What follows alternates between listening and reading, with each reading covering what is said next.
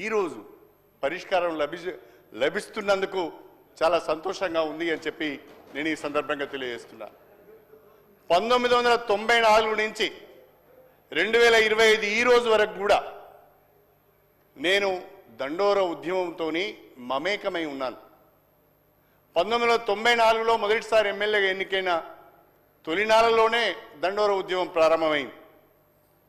ఆ తర్వాత ఉమ్మడి ఆంధ్రప్రదేశ్లో మంత్రిగా ఉన్న సమయంలో కూడా 4 సంవత్సరాలు వర్గీకరణ అమలు చేసే ప్రభుత్వంలో నేను మంత్రిగా ఉండడం ఆ రోజు ఒక అవకాశం అయితే, ఈనాడు మళ్ళీ ఈ కాంగ్రెస్ ప్రభుత్వంలో గౌరవనీయులు ప్రియతమ నాయకులు రేవంత్ రెడ్డి గారి నాయకత్వంలో ఈ వర్గీకరణకు చట్టబద్ధత కల్పించడానికి వీలుగా అసెంబ్లీలో చర్చ జరిగిన రోజున కూడా నేను ఈ సభలో సభ్యునిగా ఉండడం కూడా ఒక గొప్ప అవకాశంగా నేను ఈ సందర్భంగా